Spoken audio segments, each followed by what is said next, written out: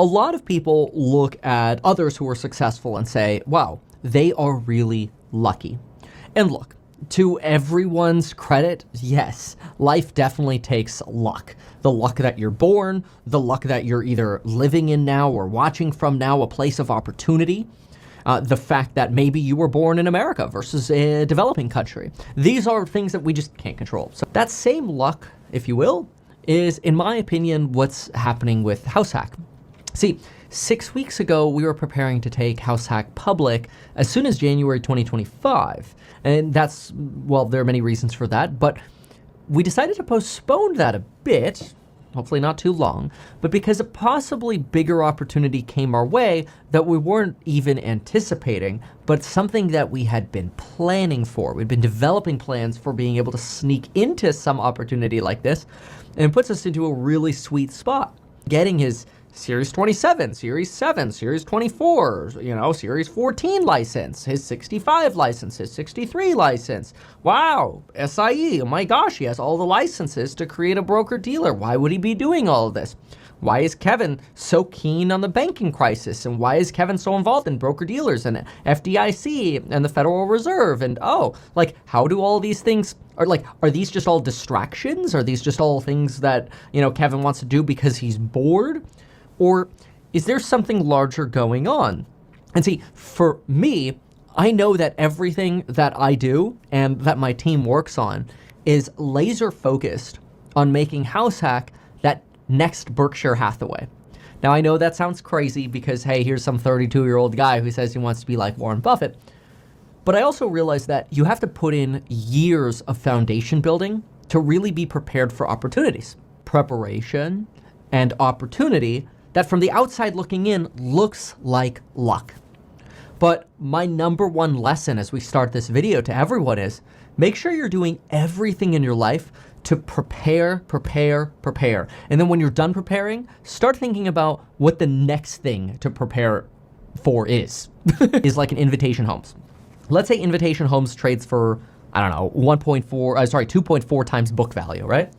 And then we get a 15 to 25% discount on the properties we buy. So let's say we might have an extra valuation of 20% on top of that. So take 2.4, add 20% on top of that. That puts us around $2.88, times book value, right? So for every dollar of book value we have, we should be worth about $2.88. Okay, cool. Well, if we have a book value of about $60 million, 60 mil times that is about $172.8 million. Is roughly what I think the company's value is. So anybody who invests at $1 is basically up, to almost 3x, $1 to $2.88. Anybody who invests $1.40 is roughly up $1, right? That's just sort of what I think of as the bare minimum. Well, there are many different directions we can go from here. I mean, quite frankly, we can tokenize real estate and sell fractional shares of real estate. This is an example of how you can do mini funds, for example. You can 1031 it and basically do a 2-year hold and then flip the real estate, save the taxes, and go buy more real estate. You can do 1031 exchange, DST funds. There are endless things you could do. You could also leverage your real estate, which we haven't leveraged any of our real estate yet. Outside a few $1 million in bonds, we don't have any debt. These are convertible at that, so we have no debt on our real estate. It's all free and clear real estate, and we, got about $10 million of cash sitting around for our next opportunities, which we'll talk about in a moment, including our developments and other investments. That's sort of our bare minimum for HouseHack. Well, what we're working on right now is an opportunity where we might be able to take a few $1 million and make an investment into, let's just call it a fintech opportunity that could work with HouseHack Wedge Finder, artificial intelligence that we have for valuing real estate, underwriting real estate, and create essentially in partnership with another company that is regulated in a very different way from us. Okay, details to be determined once we get there. There's some things I just can't say right now. Then what we could do is really create, in partnership with this company and HouseHack, fintech services for landlords, tenants, in the future, stock investors. There are a lot of things we could do. I think that with this strategic opportunity that, frankly, we happen to have been preparing for something like this with all of our licenses that our team has been working on, and then now all of a sudden it's feeling so close, we're all kind of like, whoa, it really is a lesson of get ready first, and then when the opportunities come, you're ready. So what's fascinating is my take is this potential opportunity could lead, a dollar in HouseHack to be worth $100 or $1,000. Now, no guarantees. I can't make any guarantees at all. It could all be, that opportunity could fail and we're just back to our usual sort of bare minimum. I'm so excited about it that I am increasing my 2024 investment into my own company to $5 million. So I'm taking $5 million of my own cash and putting it into HouseHack this year in 2024, well, actually, like within the next few days here, into HouseHack because I believe in this opportunity so much. And I'm not saying because I'm doing it, you should do it. I don't want you to think that at all. This is really exciting to me. HouseHack is expecting to make this investment within the next few weeks here. And obviously I am as well. One way that you could participate is by investing in the accredited round for HouseHack. Just go to househack.com to learn more about that. Maybe in January we'll have a non-accredited version that's sort of just dependent on the SEC at this point. If it were up to me, we would already be doing it.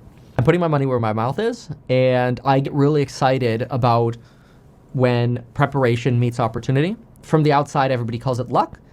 This is just the way I operate, and for me, it's really, really exciting. We built the company so quickly, we could have probably, and I said this on the roadshow too, we could have probably managed about 10 times as many properties as we have now and tenants. Let's say if we have, I'm just going to ballpark 100 tenants now, we were built out for like 1,000 tenants. We're like, okay, we don't need this many people. And so this is where a lot of people were wondering, okay, wait a minute. When you say pruning people, does that mean reducing growth? And the fun fact about entrepreneurship is no. I think of it like a plane. When you're flying a plane that's overloaded and overweight, it becomes very difficult to maneuver. In fact, it becomes very difficult to even take off the runway and get going. Like, you take an overweight plane or a plane with a bunch of snow loaded up on it, and you try to take off on a runway, you're just going to keep going and going, but you're going more straight than you are going up, and you're going to hit the trees, or you're just going to lose lift and go right back into a field. That's very bad. Being overweight as a startup is bad, and most people don't realize it quickly enough. You must prune a business. Just like a rose bush, you let it grow, you prune it. You let it go, you prune it. And look, I never want to come across as suggesting that people are like a rose that you kind of just, you cut off the old stuff and throw it away. Anybody that we have let go, we have worked with really generous severance payments or additional payments, or we've helped them start their own businesses, and we've given them business, we've referred them business, whatever. We really try to help people out. Let's just be really clear. When there's excess, you have to start by pulling the Elon line. What did you get done today? And so what we found is with a lot of different people, we found that there were a lot of people who were pointing the finger going, oh, yeah, we're waiting on them to do something, and we're just kind of going to sit here and wait until they do it. And I'm like, okay, well, if that's what you're going to tell me every day, afuera! That's a shout out to Javier Milei. Out! And so what I've done is, unfortunately, over the last, many months here, we have laid off a lot of people. And the irony is the company is running faster and more efficiently than ever before. It's kind of like that plane analogy, where once you get rid of the extra weight, the plane now flies really smoothly. Remember how earlier I mentioned we wanted to get HouseHack to be public earlier? Well, the people we had working with us were not familiar with how to do this work, and so they were sending this work to the people who were familiar with it. But then I'm like, well, wait a minute. If y'all don't know what you're doing for a public company, obviously we weren't public when we started working with them, but if you don't know how to be public, and you're just hiring this other person, why don't I just work with them directly? So what do? I call that layer. I go, hey, can you just do it all? Like if we have someone else help you with bookkeeping and then, we verify it all and then you run those financial statements and then you work with the PCAOB auditor, can we cut out all of this middle fat? And when the answer is, yeah, in fact, cutting all of that out would just make it even easier for me to do my job and I could charge you less. Well, then all of a sudden I look at it, I go, oh my gosh.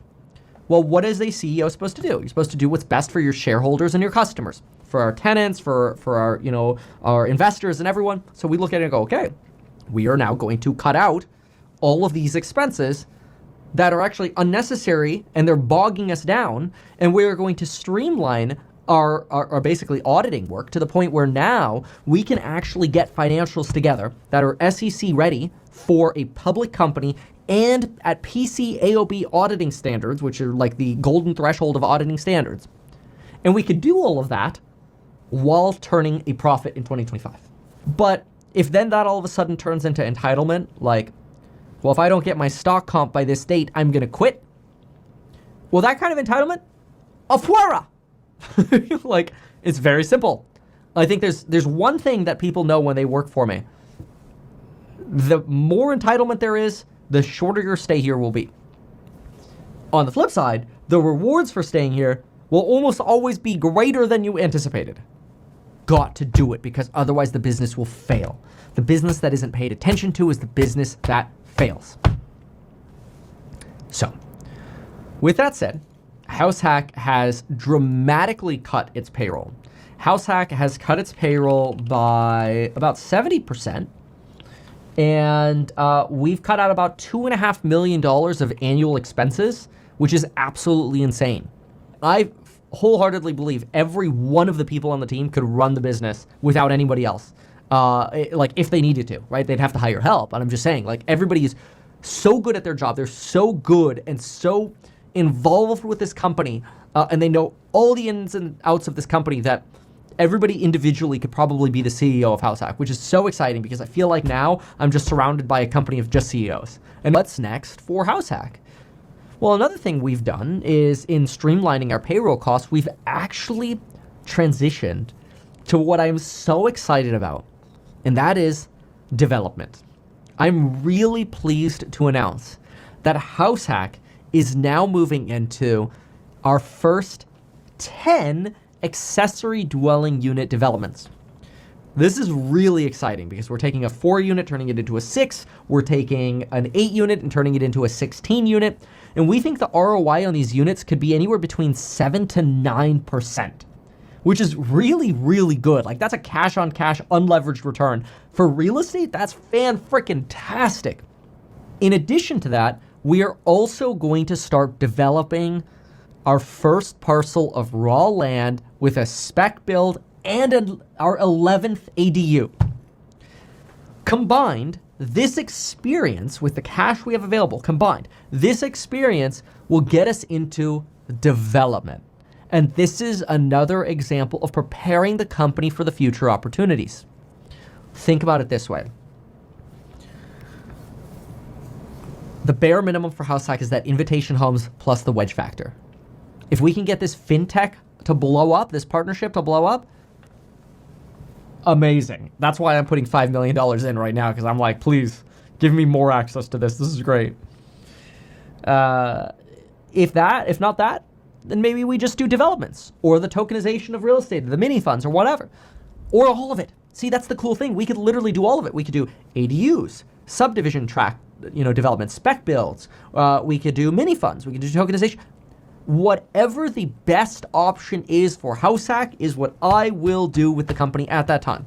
And the costs and how those savings can actually compound into now new partnerships, new ideas, new ventures, developments, fintech, whatever, artificial intelligence, underwriting, whatever.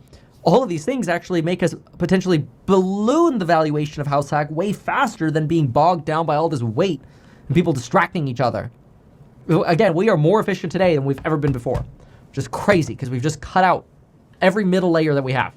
Minimums. And I'm like, that's where I want to be, baby. So anyway, too many pilot lessons, sorry. I actually passed my written pilot exam today. It's kind of cool. PCAOB financials. We think that our profitability, and we are so much more streamlined with our expenses, we actually think our profitability will look delicious now. I think 2024 is probably kind of going to be like a buy the dip opportunity. So if you're investing in HouseHack in the accredited bond raise that we're doing in December of 2024, or maybe the non-accredited raise that maybe we'll do in January of 2025, depends if the SEC is good with it. It's up to them, not us. Again, if it were up to me, it'd already be live. I think you're buying the dip on HouseHack. It's coming out of an expensive 2024. Okay, we had a lot of severance charges in the fourth quarter, laying people off. We had a lot of IPO expenses because we were planning to IPO at the beginning of 2025, which we're delaying a bit now.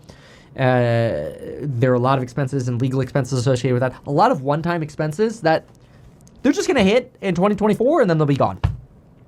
But going into 25, like I think we'll be negative for 24. We'll be profitable probably the entire year, Q1, 2, 3, 4, no guarantees, but I'm pretty sure we will be profitable every single quarter in 2025. And by the end of 2025, our capital improvements, our ADUs should start getting rented out. And then our profit should go up even more in 2026 along with our new acquisitions. So I think we'll be like, as I say, in the black and then even better in the black. Like I think our numbers will kind of look like, if this is the break-even line, it'll look like 2024 and then whoop, it'll be a really cool 24, 25, 26 transition. And that's why I think if somebody's investing in at the end of 24 and beginning of 26 or 25, you're really buying the dip because you're buying, to some extent, some uncertainty, right? But again, I'm just going to work on being as transparent as possible. As part of that, what I want to do starting in 2025 is basically like mock quarterly reports. So like in April, we do a mock Q1 HouseHack quarterly report and earnings call.